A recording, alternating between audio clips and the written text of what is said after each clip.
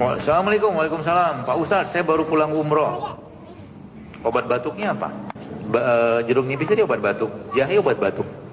Tinggal pakai yang mana aja. Hashtagnya obat batuk JSR.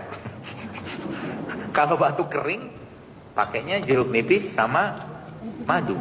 Kalau batuknya basah, ada riaknya, pakai jahe. Udah selesai. Udah ya, ibu yang pulang umroh. Saya baca kalau madu gak boleh dilarutkan dengan air panas.